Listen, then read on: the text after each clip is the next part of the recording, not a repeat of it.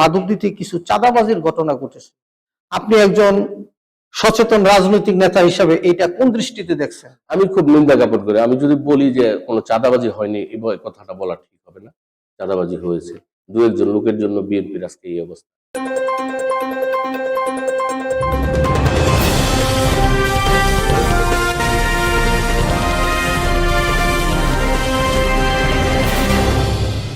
I news 21 আজ ও আগামীর কথা বলে।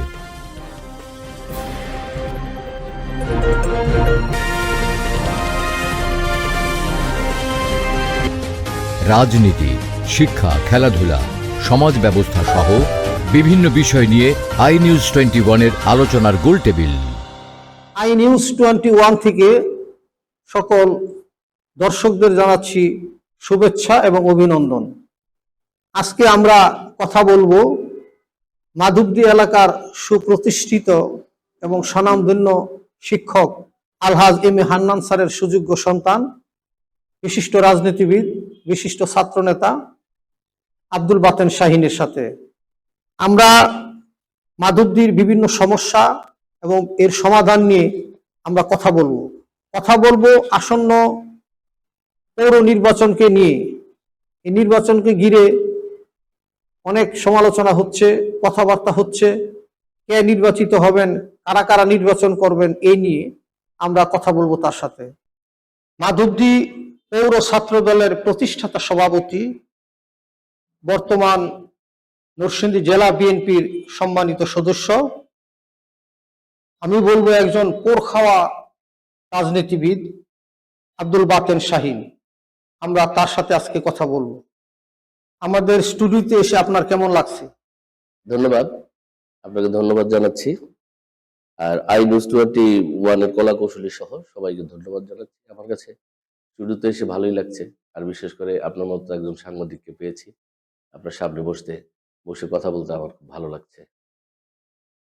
তো কথার আলোচনার শুরুতে আমরা আপনার পারিবারিক বিষয়ে কিছু জানতে চাই। আমরা জানি যে আপনি আলহাজ এম এ হান্নান স্যারের সুযোগ্য সন্তান, যিনি মাধবদী এসপি ইনস্টিটিউশনে দীর্ঘদিন প্রধান শিক্ষকের দায়িত্ব পালন করেছেন এবং পরম সৌভাগ্য হয়েছিল আমারও, আমি ওনার সরাসরি ছাত্র। আজকে আপনার সাথে কথা বলতে গিয়ে এই স্যারের ছবিটা ভেসে উঠছে। আমি বক্তব্যের শুরুতে স্যারের স্মৃতির প্রতি গভীর শ্রদ্ধা এবং ভালোবাসা জানাচ্ছি।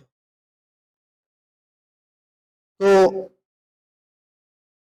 সামনে যে পৌর নির্বাচন হচ্ছে, এই নির্বাচনে আমরা জানতে পারছি যে আপনি একজন প্রতিদ্বন্দ্বী হবেন। তো 24-এর যে আন্দোলন হয়েছে আমাদের বিগত সময়ে, যে ছাত্র জনতার আন্দোলনে ফ্যাসিস্ট আওয়ামী সরকার বিদায় নিয়েছে, এই আন্দোলনে আপনার কি ভূমিকা ছিল যদি বলতেন? ধন্যবাদ আপনাকে। প্রথমেই আমার পিতা এম এ হান্নান মাস্টার সাহেবের কথা বলেছেন, আমি ওনার বড় ছেলে। আমরা আসলে একটা মাস্টার ফ্যামিলির ছেলে। আমার দাদা ছিলেন 1918 সালের এন্ট্রেন্স। উনিও দীর্ঘ প্রায় 50 বছর এদেশের মানুষের শিক্ষার দায়িত্ব নিয়েছেন। ওনারই হাত ধরে আমার পিতা এম এ হান্নান প্রায় সুদীর্ঘ 42 বছর এদেশের মানুষের শিক্ষার দায়িত্ব নিয়েছেন। আমরা ফ্যামিলির প্রায় 14 জন গ্রাজুয়েট, ডক্টরেট, পোস্ট ডক্টরেট। আমার ছোট কাকা ময়মনসিংহ ইউনিভার্সিটির প্রফেসর ছিলেন, উনি ফিশারিজ ডিপার্টমেন্টের হেড ছিলেন। তো আমার পরিচিতিটা হান্নান স্যারের ছেলে হিসেবেই বেশি পরিচিতি আমি পেয়েছি। যাই হোক, 24-এর আন্দোলন সম্বন্ধে যেটা বললেন, আমি 24 আন্দোলনে সক্রিয় ভূমিকা ছিল আমার। বিশেষ করে আমার বাড়ির সামনে সব আন্দোলন হয়েছে। এই রাজপথ, নরসিংদী ছিলেন যে রাজপথের উপরেই আমার বাড়ি এবং থানার খুব পাশে। তা আমাদের খুব টেকনিক্যালি এই রাজনীতি আন্দোলনটা করতে হয়েছে, কারণ আমার বাড়ির একটা বাড়ি পরেই থানা। আমরা খুব ঝামেলার মধ্যে রাজনীতিটা করেছি। আপনি মনে করেন শুধু আমরা না, আমাদের বাড়ি ঘরে যারা আমার মা বোনেরা ছিল তারা সহ নির্যাতিত। কিছু হলেই বাড়িঘর সহ গিয়ে পুলিশে লাঠিচার্জ করতো, ককটেল নিক্ষেপ করতো। এখনো যদি আপনি আমার বাড়িতে যান, দেখবেন যে প্রত্যেকটা টিন ঝাঁঝরা করে ফেলছে 24 আন্দোলনের একদম শেষ পর্যায়ে গিয়ে। তো আমাদের, আপনি নিজে একজন সাংবাদিক, আপনাদের কাছে অবশ্যই ভিডিও ফুটেজ আছে, দেখবেন যে আমার বাড়ির লোকজনই, আমার আত্মীয় স্বজন, আমার ভাই ব্রাদার এই আন্দোলনটা রাজপথে থেকে করেছে, আর আমার সক্রিয় ভূমিকা ছিল এই আন্দোলনে। ধন্যবাদ। তো আমরা মাধবদী পৌরসভার নির্বাচন নিয়ে কিছু কথা বলবো আপনার সাথে। তো এর পূর্বে জানতে চাই, এই ফ্যাসিস্ট সরকার বিদায়ের পূর্বে এই সরকারের আমলে আপনি বিভিন্নভাবে নির্যাতনের শিকার হয়েছেন এবং একটা অস্ত্র মামলার ব্যাপারেও আপনাকে আসামি করা হয়েছিল। যদি এই ব্যাপারে কিছু বলতেন দর্শকদের উদ্দেশ্যে। ধন্যবাদ আপনাকে। আমার রাজনৈতিক জীবনের সবচেয়ে কলঙ্কিত অধ্যায় ছিল এটা। 96 সালে যখন আওয়ামী লীগ ক্ষমতায় আসে, ক্ষমতায় আসার পরপরই আমার রাজনৈতিক ক্যারিয়ার নষ্ট করার জন্য, রাজনীতি থেকে আমাকে আউট করার জন্য একটা অস্ত্র মামলা দিয়েছে। অস্ত্র মামলা কি? রাত্রে যে পুলিশ পাহারা দেয়, এই পুলিশ 4 জন পুলিশকে আপনার বিষক্রিয়া দিয়ে চানাচুরের মাধ্যমে কি একটা বিষক্রিয়া মিশিয়ে তাদেরকে অজ্ঞান করে পুলিশের 4টা অস্ত্র নিয়ে যায়। তো এই মামলা আওয়ামী লীগ আমাকে 1 নম্বর আসামি করে। আমি তখন শহর ছাত্র দলের সভাপতি। কি নির্যাতন যে আমাকে করেছে, কিন্তু জনগণ সহ প্রশাসন জানে সবাই যে এটা আমি জড়িত না। আমার ফ্যামিলি ব্যাকগ্রাউন্ড আপনারা যারা আছেন আপনারা সবাই জানেন, এলাকাবাসী সবাই জানে যে এই এত বড় অস্ত্র দিয়ে আমি কি করব। আমার তো ফ্যামিলি ব্যাকগ্রাউন্ড, আমার সাথে তো এটা যায় না। আমরা তো আর চোর ডাকাত না, আমরা রাজনীতি করি। রাজনীতি মানে কি? রাজনীতি মানে সংঘাতহীন যুদ্ধ। আমরা কোনো সংঘাতে যাই না। আমরা রাজনীতির প্রয়োজনে যতটুকু এগিয়ে যাবার আমরা ওইটুকুই যাই। আমার মতো এরকম একটা ফ্যামিলির, আমি হান্নান মাস্টারের ছেলে, আমার মতো একজন লোককে এত বড় একটা মামলা দিয়েছে। আমরা অনেক নির্যাতিত হয়েছি, আমার বাবার অনেক মান সম্মান গিয়েছে, আমার ফ্যামিলির অনেক মান সম্মান গিয়েছে, এবং কি অত্যাচার যে করেছে পুলিশ তখন আওয়ামী লীগের, এটা ভাষায় প্রকাশ করার মতো না। এটা বাইতে বাইতে এরকম একটা পর্যায়ে গেল 111-এ। আপনি দেখেন 111-এ আমাকে অনেক নির্যাতন করেছে। আমি বাড়িতে ছিলাম। পরে যখন আমার নেতা বর্তমান প্রাইম মিনিস্টার তারেক জিয়াকে যখন অ্যারেস্ট করেছেন, এর 2 দিন পরেই আমি চলে গিয়েছিলাম বাড়ি থেকে ফটিকছড়িতে। আমাকে ফটিকছড়ি থেকে ধরে নিয়ে আসছে। একটা মানুষকে কত নির্যাতন করতে পারে আমরা ওটা দেখেছেন আপনারা। আমি সহ্য করেছি। আমি এখনো প্রত্যেক বছর আমাকে হাসপাতাল ভর্তি হইতে হয়। ওই টাইমটায় আমাকে অনেক নির্যাতন করেছে এই 111 সরকার এসে। তো বিএনপি আমরা করি মনের তাগিদে। আমরা মাস্টার ফ্যামিলি, আমার বাড়িতে সবাই মাস্টার। আমার আব্বা মাস্টার ছিলেন, আমার ভাই বোনেরা মাস্টার, আমার চাচা মাস্টার, আমার শ্বশুর শাশুড়ি, আমার ওয়াইফ সবাই মাস্টার। হ্যাঁ, আমি আসলে এই লাইনে এসেছি। তো একটা রাজনীতিবিদ আসলে কি, একটা মাস্টারের ছেলে মাস্টার হওয়া খুব সহজ। হ্যাঁ, একটা ব্যবসায়ীর ছেলে ব্যবসায়ী হওয়া সহজ। একটা রাজনীতিবিদ বা একটা রাজনীতিবিদের ছেলে রাজনীতিবিদ হওয়া সহজ, কিন্তু একটা মাস্টারের ছেলে রাজনীতিবিদ হওয়া যে কত কঠিন, এটা আমি হাড়ে হাড়ে টের পেয়েছি এবং এখনো পাচ্ছি। তো এই একটা অস্ত্র মামলা দিয়ে আমাকে এই একটা মামলা আমাকে আমার ফ্যামিলির ব্যাকগ্রাউন্ডের উপর আঘাত করেছে। আসলে এই মামলার সাথে আমরা কেউ জড়িত ছিলাম না। পরবর্তীতে এই মামলার রেস ধরেই এই 111-এ আমাকে অনেক অত্যাচার করেছে, কিন্তু আসলে তো কিছু পাইনি। যে এই অস্ত্র দিয়েছে, আপনি কি এই মামলার সাথে আপনার সাথে আরো কেউ ছিল নাকি? হ্যাঁ, আমার সাথে ছিল তৎকালীন, আমার সাথে ছিল মাধবদী শহর ছাত্র দলের সেক্রেটারি সালাউদ্দিন কমিশনার, যিনি মারা গেছেন, আমার সহকর্মী। আমার সাথে ছিল এর আগে আমার যে প্রয়াত এমপি শামসুদ্দিন আহমেদ রাসাকের ছেলে, উনি জেলা ছাত্র দলের তখন সাধারণ সম্পাদক ছিলেন। আমাদের এই 3 জন মামলাটা দিয়েছে। কিন্তু আসলে যাকে ধরেছে, যার বাড়ি থেকে অস্ত্র পেয়েছে, সেও কিন্তু স্বীকারোক্তিমূলক জবানবন্দিতে আমাদের কথা বলেনি, কিন্তু রাজনৈতিক ভাবে এই মামলাটা আমাদের দিয়ে গেছে। যা হোক, আল্লাহর অশেষ মেহেরবানিতে আমরা আপনাদের দোয়ায়, এলাকার ময়মুরব্বির দোয়ায় আমরা ওই মামলা থেকে অব্যাহতি পেয়েছি অনেক আগেই। আচ্ছা, রাজনীতিতে প্রতিহিংসা আমাদের কাম্য নয়, আমরা চাই প্রতিযোগিতা থাকুক। রাইট। তো এই বিগত সময়ে ফ্যাসিস্ট সরকার যে প্রতিহিংসার রাজনীতি করেছে, এই কারণে আমি মনে করব যে মাধবদীর রাজনীতিতে সুবাতাস বয়নি, পারস্পরিক হিংসা বিদ্বেষ বিরাজ করেছিল। তো আপনি একজন রাজনীতিবিদ হিসাবে এই সার্বিকভাবে রাজনৈতিক সুষ্ঠু পরিবেশ বজায় রাখার জন্য কি পদক্ষেপ নেওয়া উচিত বলে মনে করেন? আসলে গত যে দিনগুলি গিয়েছে 17টা বছর, ওটাতে কোনো রাজনীতি হয় না। এটাকে রাজনীতি বলে না। দেশের সাথে রাজনীতি মানে কি? রাজনীতি হলো for the people, by the people, of the people. রাজনীতি মানে কি? রাজনীতি হচ্ছে সংঘাতহীন যুদ্ধ, আর যুদ্ধ হচ্ছে রাজনীতির বিকৃত রূপ। বিকৃত রূপ। তো আজকে যে রাজনীতি আমাদের মাধব দিতে হয়েছে, এটা তো কাম্য না। আমি বিএনপি করি, আপনি আওয়ামী লীগ করেন, আপনার কাছ থেকে কিন্তু আমার শিক্ষণীয় অনেক ব্যাপার আছে। আমরা পাশাপাশি হাঁটবো, আপনার কাছে কিছু শিখবো, আপনি আমার কাছে কিছু শিখবেন। কিন্তু এই ধারাটা কিন্তু গত আওয়ামী লীগ সরকার এসে সম্পূর্ণভাবে নষ্ট করে দিয়েছে। এবং এই যে রাজনৈতিক একটা এবং শিষ্টাচার, কথা বলার স্বাধীনতা হরণ করেছে। হ্যাঁ, রাজনৈতিক একটা শিষ্টাচার, বড়দের দেখলে সালাম দেওয়া, বড়দের দেখলে হামকি হলুদ, এরকম কোনো মনোভাব তো করা, এটা তো কোনো রাজনীতি বলে না। কিন্তু কথা বলার যে স্বাধীনতা, চলাফেরার যে স্বাধীনতা, আমার মৌলিক অধিকারগুলো হরণ করে ফেলেছে গত 17 বছরে, যেটা সবচেয়ে বেশি আমাদের জন্য ক্ষতি করেছে। আমাদের পরবর্তী প্রজন্মের জন্য আমরা কি রেখে গেলাম, এই কথাটা কেউ চিন্তা করেনি। রাজনৈতিক যে শিষ্টাচার, এই শিষ্টাচারটা সম্পূর্ণভাবে নষ্ট করে দিয়েছে গত আওয়ামী লীগ সরকার। ধন্যবাদ।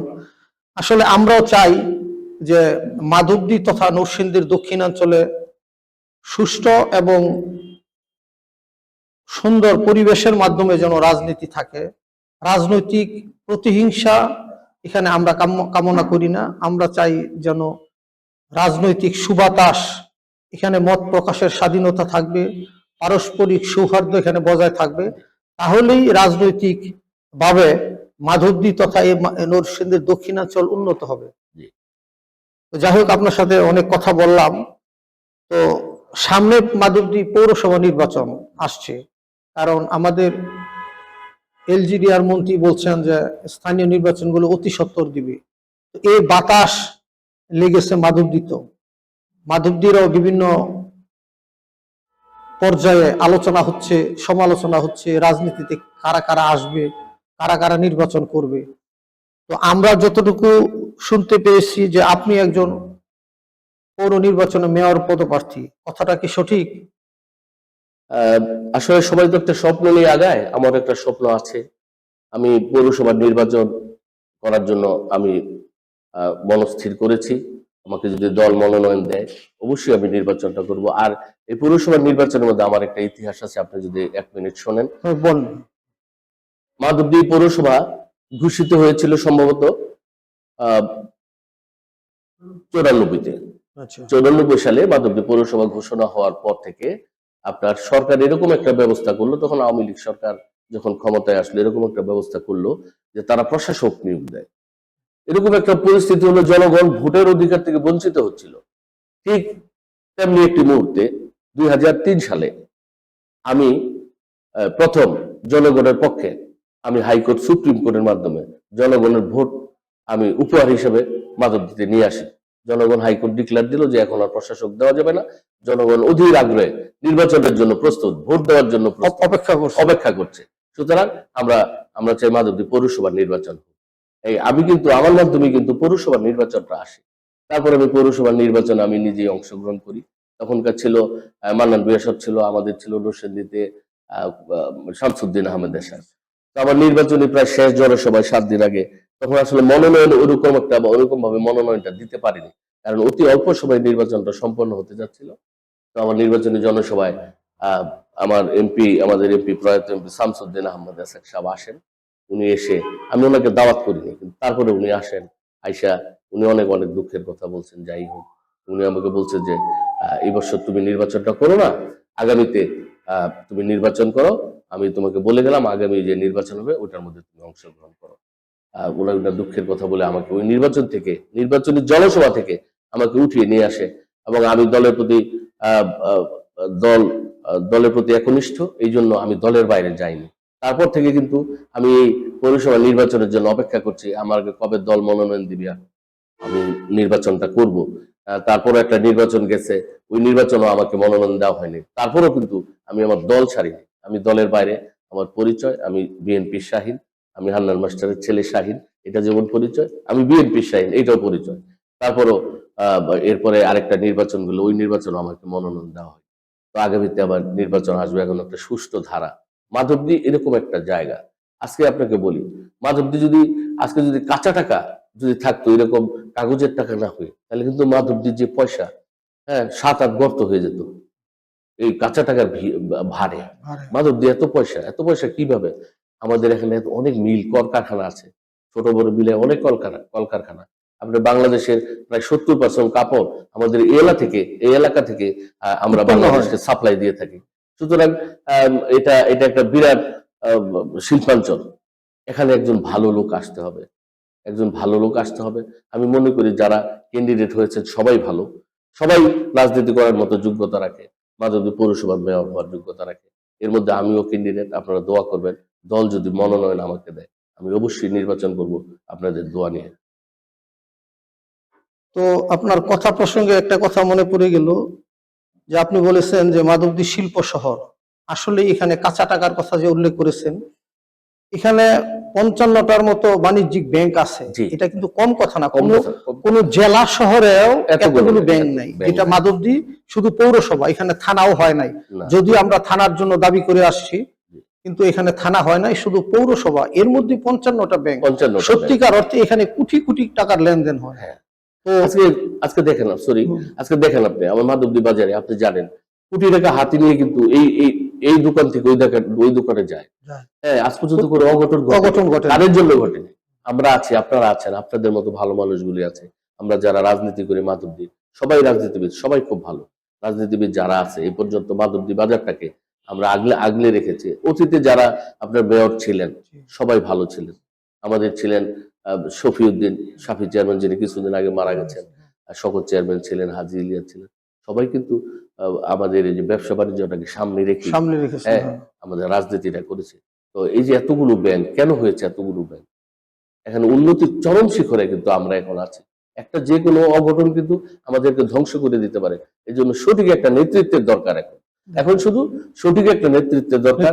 এই জিনিসটাকে আর উন্নতির আর উপরে উঠার কোনো জায়গা আমি দেখি না। এখন শুধু এই জায়গাটাকে পরিবেশটা যাতে বজায় থাকে, এই পরিবেশটা যাতে বজায় থাকে, এই জন্য একটা ভালো লোকের দরকার, যার বিরুদ্ধে কোনো চাঁদাবাজির কোনো নাই, যিনির বিরুদ্ধে মাদকের কোনো কি বলে এটাকে,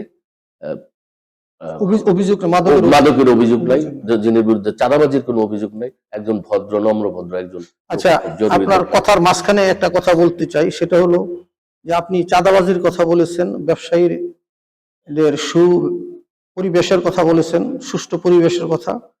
তো আপনি বিব্রত হবেন কিনা জানি না, আপনি যেহেতু একটা রাজনৈতিক দলের সক্রিয় কর্মী, তো আপনার কাছে জানতে চাই, 5ই আগস্টের পরে মাধবদীতে কিছু চাঁদাবাজির ঘটনা ঘটেছে। আপনি একজন সচেতন রাজনৈতিক নেতা হিসাবে এটা কোন দৃষ্টিতে দেখছেন? আমি খুব নিন্দা জ্ঞাপন করি। আমি যদি বলি যে কোনো চাঁদাবাজি হয়নি, এই কথাটা বলা ঠিক হবে না। চাঁদাবাজি হয়েছে, দু একজন লোকের জন্য বিএনপির আজকে এই অবস্থা। কিছু তো হয়েছে, এটা প্রশাসন জানে, আপনারা সবাই জানেন, আমরা সবাই জানি। আমরা হয়তো মুখ বুঝে বলিনি যে সে করছে, কিন্তু আমরা মন থেকে এটা ঘৃণা করছি। এবং এই ব্যাপারে আমরা প্রশাসনিকভাবে বলেছি। আমাদের নেতা জনাব খায়রুল কবির খোকন ভাই নলেজে দিয়েছি, উনি অনেক চেষ্টা করেছেন। কিন্তু চাঁদাবাজিটা হয়েছে যে কয়েকদিন হওয়ার, 2-1 দিন, এর বাইরে আর না। এরপরে কিন্তু এটা কন্ট্রোল হয়ে গেছে, মাধবদীর চাঁদাবাজিটা কন্ট্রোল হয়েছে। এটা কিন্তু আপনি যদি মনে করেন যে দলের খুব একটা বড় পর্যায়ে কেউ কিছু করেছে, এটা না, একটা সুযোগ নিয়েছে। যে তখন 2 দিন 3 দিন করে সরকার ছিল না, প্রত্যেক দলই 2-1 খারাপ লোক থাকে। হ্যাঁ, এটা আমরা বিএনপির ঘাড়ে যদি বলেন যে বিএনপির ঘাড়ে আমরা ওইভাবে নিব না। এটা প্রত্যেক দলেই খারাপ লোক 2-4 জন থাকে, এরকম 2-4 জন। তখন দেখছি যে স্থানীয় যে জেলা কমিটির যে সভাপতি এবং দলের মহাসচিব, বিএনপির মহাসচিব, যুগ্ম মহাসচিব খায়রুল কবির খোকন তো শক্ত হাতে উনি কিন্তু এটা শক্ত হাতে দমন করেছেন। কিন্তু 2-1 দিন সরকার ছিল না, ওই টাইমটা একটা দেশে একটা হজবরল পরিস্থিতি ছিল। হ্যাঁ, ওই টাইমটায় 2-1 জন এগুলো করেছে, যারা মনে করেন যে আমরা দেখেছি বিএনপির সাথে বা অন্যান্য দলের সাথে, অন্যান্য দল তো তখন ছিল না, বিএনপির সাথে মিছিল মিটিং এ এরকম 2-1 জন লোক থাকতো, ওরা কিছু চাঁদাবাজি করেছে, এটা অস্বীকার করলে চলবে না।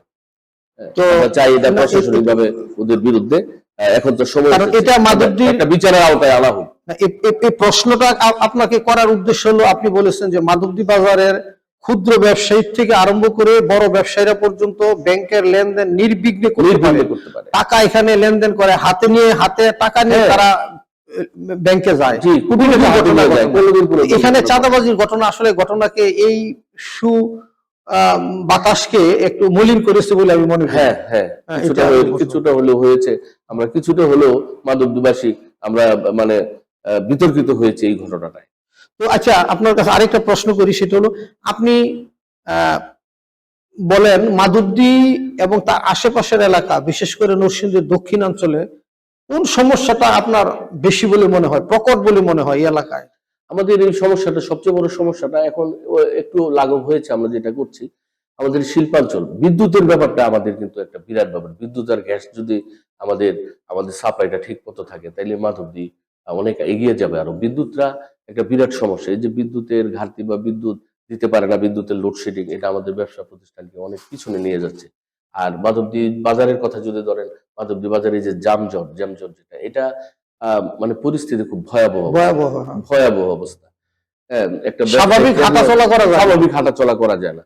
আমরা একটা ছোট্ট এরিয়ার মধ্যে অনেক বেশি মানুষ হয়ে গেছে, তো এটা আমাদের একটা শৃঙ্খলায় নিয়ে আসতে হবে। আসলে রাজনীতির হচ্ছে কি, একটা কথা আছে ভাই, আমরা রাজনীতি করি, রাজনীতিটা democracy is better then discipline, is better then democracy.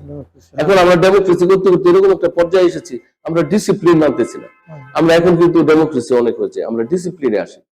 ডিসিপ্লিনটার মধ্যে যদি আমরা আসি, তাহলে কিন্তু আমাদের সবকিছু ঠিকঠাক মধ্যে চলবে। আমার মনে হয় না আমরা ডিসিপ্লিনের মধ্যে আছি, আমাদের ডিসিপ্লিনে আসতে হবে। তো আমাদের যে নেতা এখন খায়রুল কবির খোকন ভাই, উনি অত্যন্ত পরিশ্রমী নেতা। উনি শক্ত হাতে আমাদেরকে ধরেছেন, শক্ত হাতে এই এলাকাটার নেতৃত্ব নিয়েছেন। আমার মনে হয় কিছুদিনের ভিতরে এই সব সমস্যার সমাধান হয়ে যাবে। কিছুদিন আগে খোকন ভাই এসেছিলেন বাজারে, উনি নিজে একজন এমপি হয়ে এই যে যানজটের বিরুদ্ধে কথা বলেছেন। তারপরে যে রাস্তার মধ্যে যে বিভিন্ন পণ্য সামগ্রী নিয়ে একটা যানজট তৈরি করে, এই ব্যাপারে উনি কথা বলেছেন। এটা আমরা ভিডিওতে দেখেছি। হ্যাঁ, এবং এটা এই যানজট নিরসনে কি পদক্ষেপ নেওয়া উচিত বলে মনে করেন? কোন ভাবে আমরা আগাইলে, হ্যাঁ, এইভাবে যদি আমরা এগুই, তাহলে যানজট নিরসন হবে বলে আপনি মনে করেন? আমার মনে হয় যে জনগণের সচেতনতা বৃদ্ধি করতে হবে। প্লাস যেমন খোকন ভাই যদি আসে, আমরা যদি পৌরসভায় নিয়ে বসে আমরা একটা দিক নির্দেশনা দিই যে এইভাবে চলতে হবে। ওই ডোর টু ডোর গিয়ে কিন্তু যানজটটা আপনার নিরসন করতে পারবেন না। আপনি এটা নিয়ে বসতে হবে, বৈশা আবার যারা আমাদের যানজট নিরসনে যে লোকগুলো আছে, হ্যাঁ, তাদেরকে একটা ট্রেনিং দেওয়াইতে হবে। ট্রেনিং দিয়ে ওদেরকে মাঠে নামাতে হবে, এবং পৌরসভায় বসে পৌরসভায় যারা দায়িত্বে আছে ওদেরকে নিয়ে একটা রোড ম্যাপ তৈরি করতে হবে। এবং এই রোড ম্যাপের মধ্যে জনগণের সচেতনতাটাও থাকবে, যে কিভাবে জনগণকে সচেতন করা যায়। হ্যাঁ, এইভাবে আমরা এই যানজটটা আমরা নিরসন করতে পারবো। iNews21 এর দর্শক যারা আমাদের অনুষ্ঠান দেখছেন, আপনাদের প্রতি শুভেচ্ছা জানাই। এখন আমরা বিরতিতে যাচ্ছি। বিরতির পর এসে আমরা আবার কথা বলবো মাধবদী এলাকার বিশিষ্ট রাজনীতিবিদ, প্রাক্তন ছাত্রনেতা এবং বিশিষ্ট শিক্ষাবিদ এম হান্নান স্যারের ছেলে আব্দুল বাতেন শাহিনের সাথে। আপনার এলাকার প্রিয় খেলা এবার দেখা যাবে আন্তর্জাতিক মানের স্টাইলে। iNews21 নিয়ে এসেছে সরাসরি খেলা সম্প্রচারের আধুনিক সেবা। 4 থেকে 5টি ক্যামেরার মাধ্যমে বিভিন্ন অ্যাঙ্গেল থেকে লাইভের সম্প্রচার করা হয়। রয়েছে রিপ্লে ফিচার, যা খেলাকে করে তোলে আরো উত্তেজনাপূর্ণ। রয়েছে জাতীয় মানের স্কোরবোর্ড, যা খেলোয়াড় ও দর্শকদের আনন্দ দ্বিগুণ করবে।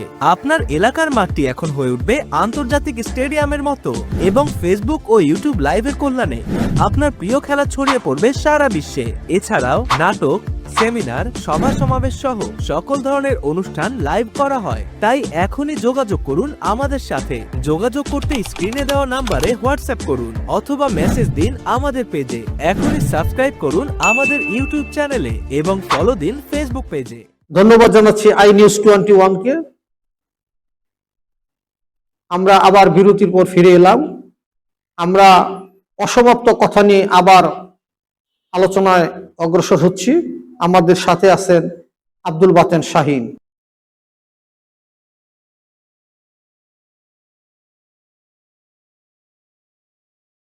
জানাই আবারও iNews21 থেকে শুভেচ্ছা এবং প্রীতি। আমরা কথা বলছিলাম মাধবদী এলাকার একজন সুশীল সমাজের প্রতিনিধি হিসেবে আমি যাকে মনে করি, আমার পরম শ্রদ্ধেয় sir Alhaj M A Hannan স্যারের সুযোগ্য সন্তান, কারা নির্যাতিত নেতা আব্দুল বাতেন শাহিনের সাথে। তো বিরতির আগে আমরা তার কাছ থেকে অনেক কথা জেনেছি, তার নির্যাতনের কথা জেনেছি এবং তার সামনে কি পদক্ষেপ নেওয়া উচিত, মাধবদীর কি সমস্যা, এগুলো নিয়ে কথা বলেছি। এবারও আমরা কথা বলবো মাধবদীকে নিয়ে। মাধবদী শিল্প শহর আমরা জানি, আপনিও বলেছেন বক্তব্যে, কিন্তু মাধবদীতে বলতে গেলে এখন যুব সমাজ, ছাত্র সমাজ অনেকেই বিপদগামী, অনেকেই নেশাগ্রস্ত। আপনি একজন রাজনৈতিক কর্মী এবং সমাজ সচেতন ব্যক্তি হিসাবে এই বিষয়টাকে কিভাবে দেখছেন? আসলে পয়সা যেখানে থাকে ওখানে কিন্তু অনেক নষ্টামিও থাকে। এই যে এরকম কাঁচা টাকা একটা দল বা একটা গ্রুপ মাধবদীকে নষ্ট করার জন্য, মাধবদীর ব্যবসা প্রতিষ্ঠান নষ্ট করার জন্য, মাধবদীর যে উদীয়মান ছেলেরা আছে তাদেরকে ধ্বংস করার জন্য এই নেশাটাকে মাধবদীতে ঢুকিয়েছে। কাঁচা টাকা আছে এখানে, তো এই নেশায় ভরপুর হয়ে গেছে মাধবদী। আপনি ভালো ভালো ফ্যামিলির লোকেরা বা ছেলেপেলেরা ওদের ছেলেপেলেদেরকে কন্ট্রোল করতে পারছে না এই নেশার জন্য। জায়গায় জায়গায় নেশা, এরকম একটা অবস্থা। এখন এগুলো করতে হলে আপনাদের রাষ্ট্রীয়ভাবে এগুলো পদক্ষেপ নিতে হবে, এগুলো প্রশাসনিকভাবে পদক্ষেপ নিতে হবে, এবং মাধবদী পৌরসভা যে আছে পৌরসভার মাধ্যমে, পৌরসভায় যারা নেতৃত্ব দিবে, যারা পৌরসভার মেয়র হিসাবে আসবে, তাদের হলো অগ্রণী ভূমিকা পালন করতে হবে। কারণ এই নেশায় একটা পরিবেশ, একটা সমাজ নষ্ট না, তো আগে আগে পরিবার নষ্ট, তারপরে সমাজ নষ্ট, সমাজ নষ্ট সমাজ, তারপরে দেশ নষ্ট। এরা অলরেডি পরিবার নষ্ট হয়ে গিয়েছে, পরিবারের যে বন্ধন, একজনের সাথে আরেকজনের বন্ধন। কারণ নেশা যারা করে ওদের তো মন মানসিকতা ঠিক থাকে না, ওদের ব্রেন আউট ছেলে। আজকে যে অবস্থা হচ্ছে, আর একটা পরিবারে একটা সন্তান যদি নেশাগ্রস্ত হয় পরিবারের জন্য কত কষ্ট, অনেক কষ্ট। তো এগুলো আপনার সার্বক্ষণিকভাবে মনিটরিং করতে হবে, এবং যারা মাদকদের নেতৃত্বে আসবে তাদেরকে নেশার প্রতি জিরো টলারেন্স দেখাইতে হবে।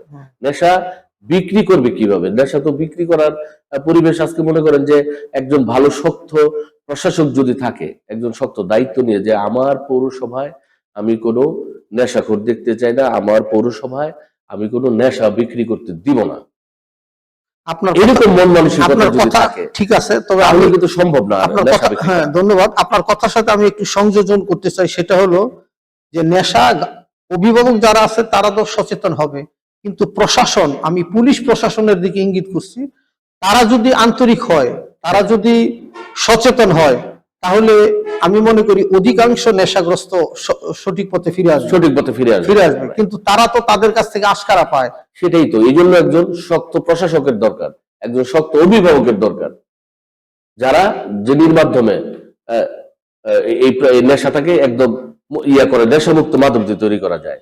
একজন ভালো অভিভাবক দরকার। এই জন্য মাধবদী পৌরসভায় একজন ভালো নেতৃত্ব দেওয়ার মতো, যিনি নেতৃত্ব দিতে পারবেন মাধবদী পৌরসভায়। এই একটা, আমি তো আগেও তো আপনাকে বলেছি, একটা অঘটন কিন্তু মাদকদ্রব্য ব্যবসা বা প্রতিষ্ঠান সব নষ্ট করে দিতে পারে।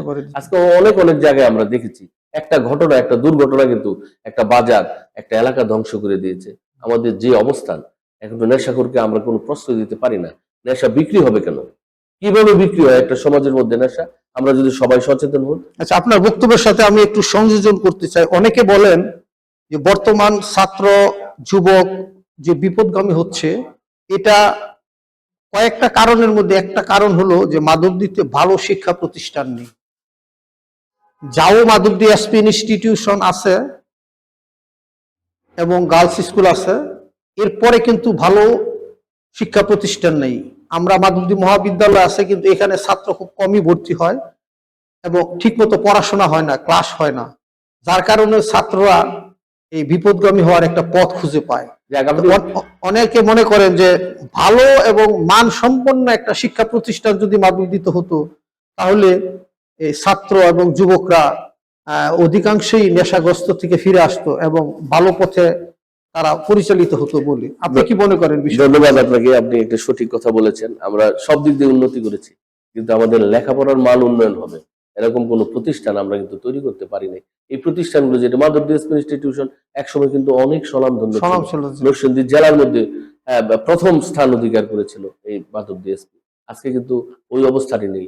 আমরা উন্নতির চরম শিখরে উঠেছি, কিন্তু লেখাপড়ার পরিবেশ আমরা তৈরি করতে পারি নাই।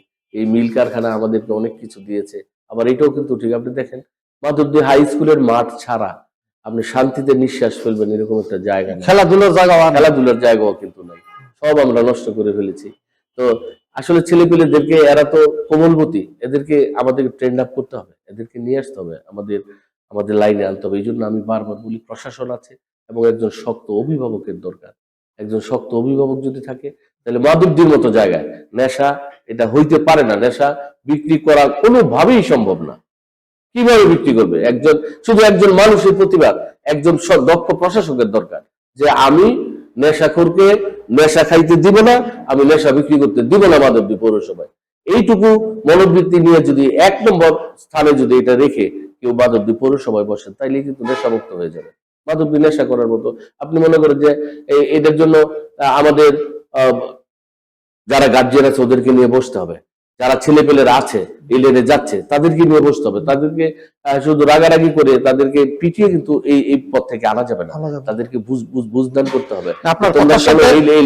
আপনার কথার সাথে একটু সংযোজন করতে চাই, সেটা হলো এই বাচ্চা এবং কচি কোমল বাচ্চা ছাত্র যারা আছে তাদেরকে ফিরিয়ে আনার এই সচেতনতার পাশাপাশি শিল্প সাহিত্য সংস্কৃতির বিকাশ ঘটাতে হবে। এরা তো সময় নাই, লেখাপড়া শেষ করে অবসর থাকে, কি করবে? এখানে শিল্প নাই, সাহিত্য নাই, দেখেন আপনি এত বড় মাধবদী, আপনি একটা লাইব্রেরি নাই। আমি চেষ্টা করেছি একটা লাইব্রেরি নাই, আমরা বসে একটু লেখাপড়া করবো। আমরা শুধু ছাত্র যাবে কোথায় যাবে? তারা কোথায় যাবে? তাদের যাওয়ার তো রাস্তা নাই, তাদের যাওয়ার রাস্তা তৈরি করে দিতে হবে। ধন্যবাদ। তাহলে তারা আসবে। একটা লাইব্রেরি নাই। আপনার এই চিন্তা চেতনাকে আমি সাধুবাদ জানাই। আমরা চাই যে আগামীতে মাধবদীতে যেন শিল্প সাহিত্য সংস্কৃতি চর্চার বিকাশ ঘটে, এখানে যেন একটা পাবলিক লাইব্রেরি গড়ে ওঠে, এখানে যেন নাট্য চর্চা হয়, সাংস্কৃতিক পরিবেশ বিকশিত হয়, তাহলে যুবকরা অধিকাংশই ফিরে আসবে সঠিক। আর আপনার মাধ্যমে আমার আরেকটা আছে যে মাধবদীতে আমাদের আসলে থানা হয়েছে, আমাদের উপজেলাটা খুব জরুরি দরকার। উপজেলাটা খুব জরুরি দরকার। উপজেলা হলে আমরা এখানে একটা শিক্ষিত সমাজ পাবো, অন্তত 30-35 জনের উপরে আমরা সরকারি কর্মকর্তা পাবো। হ্যাঁ, এদের সাথে মিলেমিশে একাকার হয়ে যাবে আমাদের যারা যুব সমাজ আছে। হ্যাঁ, তো ওই সমাজটা যদি আমরা পাই তাহলে কিন্তু মাধবদী আরো অনেক উপরে চলে যাবে। আমাদের একটা উপজেলা অনেক দিনের দাবি। আমরা কি নাই আমাদের? 55টা আমাদের ব্যাংকই আছে। আমরা তো একটা পাওনা একটা উপজেলা, উপজেলাটা খুব জরুরি দরকার। আর মাধবদী থানা যারা আছেন, থানার পরিবেশটা আপনি মনে করেন একবারে রাস্তার কাছে হয়েছে, তো ওরা সবকিছু কন্ট্রোল করতে পারছে বলে আমি মনে করছি না। কারণ এদের জন্য থানার একটা পরিবেশেরও আমাদের দরকার। একটা থানা কিভাবে আমরা একটা জায়গা দিয়ে একটা থানার সুন্দর পরিবেশ তৈরি করা যায়, এই দিকটা কিন্তু আমাদেরই কিন্তু এটা খেয়াল করতে হবে। আজকে একজন রাস্তার পাশে একটা গাড়ি নিয়ে যাওয়া যায় না থানাতে। থানার গাড়ি অনেক সময় দেখা যায় যে বাসের সাথে ধাক্কা লেগে যাচ্ছে, একদম ঢাকা সিলেট মহাসড়কের একদম উপরের থানা। এটাও তো হয় না। এগুলো আমাদের খেয়াল রাখতে হবে। কি করা যায়? একটু জায়গা জমি নিয়ে যদি আমরা থানাটা স্থানান্তরিত করতে চাই, কারণ কি জানেন, চুরি ডাকাতি যদি শুরু হয় আমাদের এলাকায় তাহলে সর্বনাশ হয়ে যাবে। এখন যারা আছেন থানাতে, যারা আছেন তারা অবশ্যই ভালো মতো ডিউটি পালন করছে, কিন্তু থানার একটা পরিবেশ আমাদের মধ্যে দেওয়া দরকার। উপজেলা হলে পুলিশ আরো সংখ্যা বাড়বে, যে কথাটা বলছে, উপজেলা হলে পুলিশ সংখ্যাটা বাড়বে, এই জন্য উপজেলাটা আমাদের দাবি। পৌরসভার ব্যাপারে আবার আরেকটু যে কথাটা বাকি রয়ে গেছে, পৌরসভাটা শুধু কিন্তু জনগণকে রাস্তাঘাট শুধু কিন্তু পৌরসভা না, আমাদের পৌরসভাটা হলো আপনাদের মানব উন্নয়ন করবে, মানবাধিকার যেটা রক্ষা করবে। আপনার গ্যাস, পানি, বিদ্যুৎ বলতে যা আছে সব দিবে, শিক্ষার পরিবেশ ফেরত আনবে এবং জনগণকে ন্যূনতম তাদের মৌলিক অধিকারটা দিয়ে ন্যূনতম একটা প্রথম শ্রেণীর নাগরিক হিসাবে রূপ দেওয়ার জন্য একটা পৌরসভা কিন্তু যথেষ্ট। আমাদের এটা ফার্স্ট ক্লাস পৌরসভা।